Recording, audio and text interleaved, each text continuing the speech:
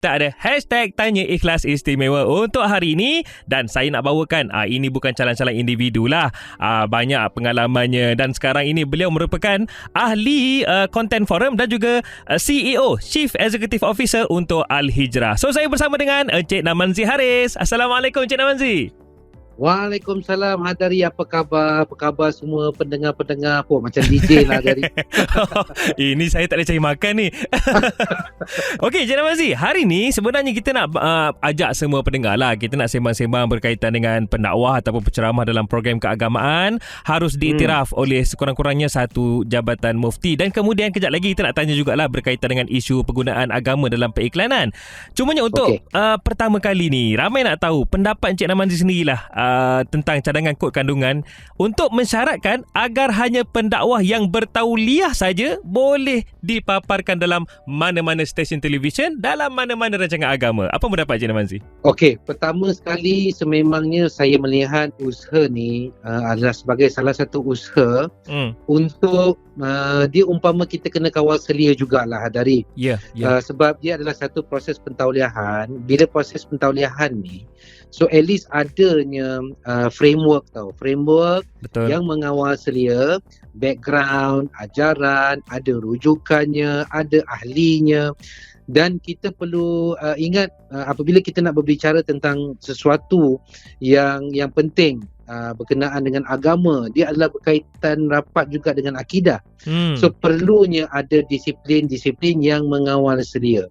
Bayangkan kalau tidak ada yang mengawal selia, bayangkan semua orang pun boleh appear dan bercakap tentang agama secara rasmi di media-media utama tanpa ada rujukan. So dia akan menimbulkan banyak polemik di kemudian hari. So nanti banyak itu yang nanti berlaku kekeliruan, kecelaruan, kan kita pun risau benda tu. So saya sangat menyokong kalau ada usaha untuk memastikan hanya pendakwah-pendakwah dan ustaz-ustaz yang ada tauliah sahaja yang dibenarkan untuk berbicara secara umum di media. Betul. Kalau kata mereka ada kelas ke, kalau kata di peringkat di peringkat kampung-kampung, di peringkat taman-taman, tu tak ada masalah. Sebab itu adalah satu perkumpulan yang kecil. Itu barangkali ada dia punya kawal selia di peringkat mereka, di peringkat masyarakat setempat. Tetapi untuk media-media, platform yang bersifat sangat umum, kan, terutamanya dalam medium penyiaran, dalam media-media yang akan bercakap dengan begitu ramai, beratus-ratus ribu orang. Betul. So perlunya ada kawalan dan juga perlunya ada landasan yang mengawal selia. Baik, kawal selia tu sangat penting kan Encik Namanzi kan. Kita risau nanti macam-macam isu boleh keluar kan Encik Namanzi. Pengalaman Encik Namanzi lah sepanjang terlibat dalam media dan dakwah dalam media ni, apa berlaku dan isu-isu yang boleh timbul sekiranya hal ehwal agama dibicarakan, disembang-sembangkan, dibawa ke tengah oleh penceramah yang tak ada tauliah ni. Saya pernah terlibat beberapa ketika dulu dengan beberapa program yang melibatkan agamawan, yang melibatkan program-program untuk memartabatkan agama dan dakwah. Betul. So pada awalnya ada beberapa ketika saya melalui satu fasa sebab bila kita ni eager kan, kita bercita-cita besar dan kita bersemangat untuk mengangkat landasan ilmu, landasan dakwah. Betul. So apabila kita semangat tu, and then kita mengambil kira beberapa perkara, contohnya populariti, contohnya kebolehan untuk bercakap bersama juga dengan ilmu. So ada beberapa pembelajaran yang kita dapat ambil apabila kita buat sesuatu program ataupun apabila kita memberikan ruang kepada ustaz-ustaz ni yang tanpa pentauliahan. So mereka akhirnya ada beberapa ketika lah menimbulkan masalah, terutamanya apabila melibatkan isu-isu peribadi, apabila melibatkan perkara-perkara yang tidak sama dengan aliran ataupun perkara yang tu dia bercanggah dengan perkara-perkara yang mufti ataupun ahli sunnah wal jamaah sepakati. Itu dia jadi kecelaruan sedikit. Dia ada sedikit berlaku kekeliruan. Sebab apabila mereka apabila dibicarakan agama ini dan dibicarakan oleh mereka yang tidak mendapat tauliah, Ya. mereka yang memberi tauliah, mereka tidak boleh melihat, mereka akan melihat background seseorang ustaz tu Ya. sebelum mereka diberikan tauliah. Kalau kita featurekan agamawan yang tidak punya tauliah, ada kemungkinan, saya tak kata banyak berlaku, Ya. ada kemungkinan berlaku kecelaruan, kekeliruan, boleh berlaku juga salah guna pengaruh, kan? Ya, betul. Apabila tidak ada framework yang control. Contohlah, Hadari dapat tauliah kan daripada negeri Selangor, contoh. Ya. Negeri Selangor, pastinya Hadari sendiri akan sentiasa merasa aku ni dikawal selia oleh pejabat mufti negeri Selangor. So kita akan sentiasa berhati-hati apabila membicarakan sesuatu perkara. Pastinya kita akan rujuk semula. Aku ni kalau nak bercakap pasal agama ni, kitab mana aku pilih? Kan betul ke hukumnya? Betul ke dia nak sebut hadis tu pun Cik Namazi, kita akan betul. check. Betul, kita akan cek sebab kita tahu kita sentiasa berada di bawah kawal selia orang yang memberikan kita tauliah. Kalau kita feature orang yang tak punya tauliah, mereka barangkali akan tak ada punya perasaan risau untuk cek. Kadang-kadang apa yang mereka sebut tu mereka terlepas pandang, kadang-kadang mereka terlepas cakap, kan? Tetapi dalam zaman ini kita terlepas cakap di Facebook, di YouTube, benda tu akan menjadi satu polemik semasa.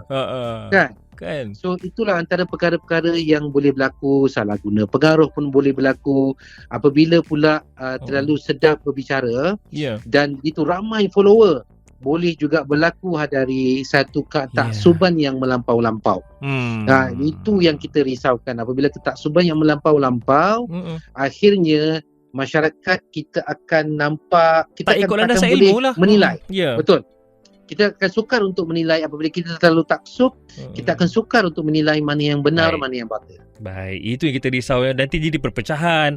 Bahkan macam Cik Namazi sebutkan ketaksuban, itu kita tak nak lah. Kita nak berlandaskan ilmu kan, Cik Namazi kan. Satu lagi isu yang masyarakat kena ambil tahu, iaitu pendapat Encik Namazi sendiri penggunaan agama Islam dalam gimmick pemasaran. Okey, kalau yang mana yang dah jelas tu Hadari, yang mana dah jelas, memang dah confirm jelas, kita kena tentang dan kita kena bagi tahu tidak boleh menggunakan perkara-perkara tersebut lah sebagai gimmick pemasaran.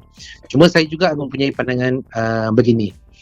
Kalau di dalam sesuatu perkara tu, kalau kata kita nak mengawal, kita juga pula jangan sampai menghalang. Maksudnya, kadang-kadang kita ni terbawa-bawa juga dengan konsep penunggang agama kan.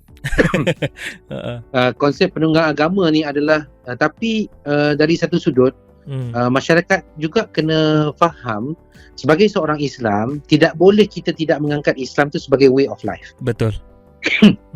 Way of life ni maksudnya kita perlu ada kebersamaan di dalam ciri-ciri Islam dia. Kalau kata kita Quran kena sentiasa bersama dengan kita, segenap ruang hidup kan, ustaz kan, dengan cikgu-cikgu, ustaz-ustaz pun kita perlu bersama.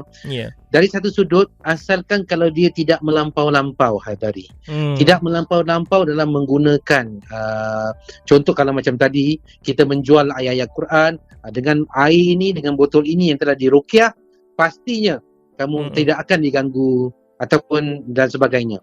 Itu something yang pada saya melampau-lampau. Overclaim lah tu. Penggunaan kan, penggunaan yang melampau-lampau.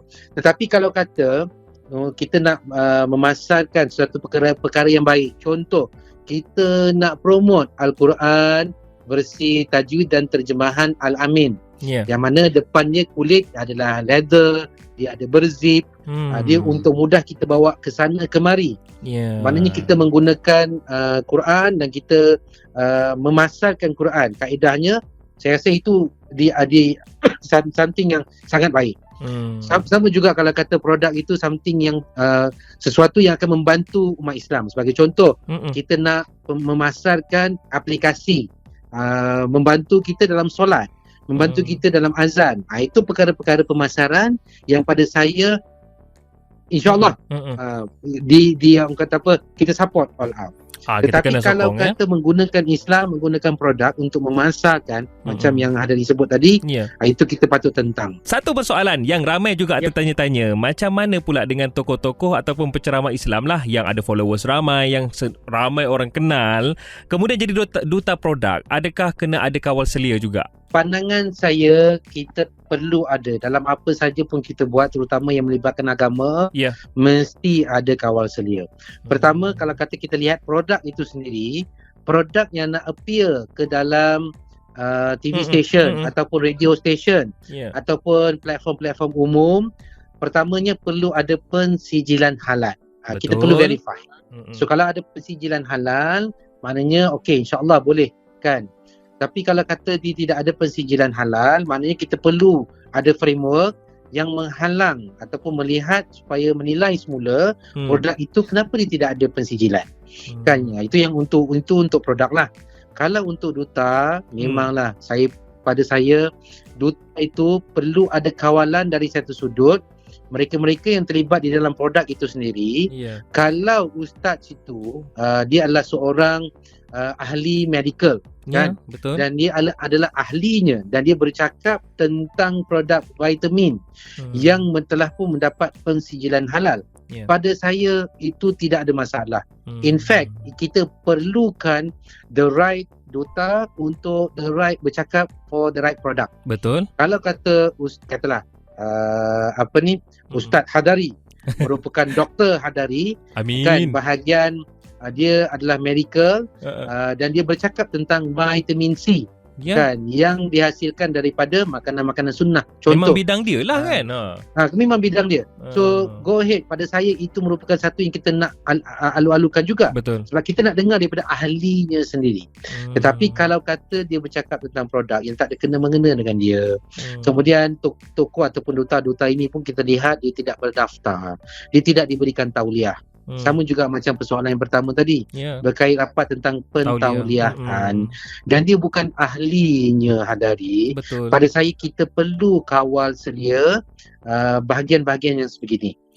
Maknanya kalau dia nak menjadi duta sekalipun, dia perlu ada reason ataupun perlu menjadi ahlinya.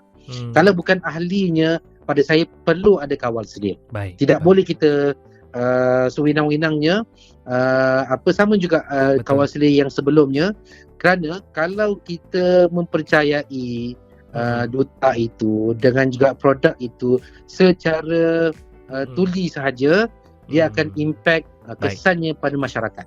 Itu kita risau tu, sebab dia kesannya melibatkan ramai orang masyarakat tu. Bahkan jika dilihat pula dia ada kaitan dengan agama pula tu kan, Cik Namazi kan. Itu sangat pentinglah untuk kita kawal selia. Okey, secara ringkas pesanan kepada masyarakat Cik Namazi dalam isu-isu terkini berkaitan dengan agama dan juga pentauliahan ini. Silakan. Okey. Pertamanya memang kita dalam usaha untuk mengawal selia, dalam usaha untuk memastikan beberapa perkara berlaku, contohnya pentauliahan. Betul. Kita perlu melihat, masyarakat juga perlu menilai semua perkara-perkara yang sekarang ini sedang berlaku. Lebih-lebih lagi pada waktu info di hujung jari Hadari. Info di hujung jari ni semua orang nak bercakap tentang semua perkara. Semua yang bukan ahli pun nak bercakap pasal semua komen yang bukan kan, yang bukan bahagian dia kan. So itu yang menjadi satu kerisauan kepada kita, dan kita juga perlu risau kan. Kita perlu sentiasa memikirkan perkara ini daripada mana dia punya asal usulnya, apa rujukan-rujukannya. Kita tidak boleh hanya menerima saja. Kita semua dikurniakan Allah akal untuk kita berfikir. Kita ada kebolehan untuk berfikir, kita perlu berfikir dan sentiasa menilai info-info semasa. Akhir katalah Hadari, dalam kita membicarakan tentang kawal selia, kan, dalam kita membicarakan tentang perlunya kawalan dan juga perlunya kita melihat semua perkara, tetapi kita perlu ingat juga dalam mengawal jangan sampai menghalang. Di dalam kita mengikut jangan sampai taksub. Subhanallah. Ayatnya ringkas tapi makan dalam lah Encik Namazi. Itu penting. InsyaAllah Ya, kita akan insyaAllah. usaha cara kita. Ya. Kita di content code, content council, Iya. rakan-rakan di Zayan, rakan-rakan di Hijrah, di media-media. Kita akan bekerjasama dengan semua InsyaAllah. pihak. Amin. InsyaAllah boleh ustaz bola. InsyaAllah. Saya peminat bola, awak ustaz bola. Kena main bola ni. Okey, Encik Namazi, jaga diri baik-baik. Okey, sama-sama. Terima kasih atas segala ilmu yang dikongsikan. Assalamualaikum. Waalaikumsalam warahmatullahi.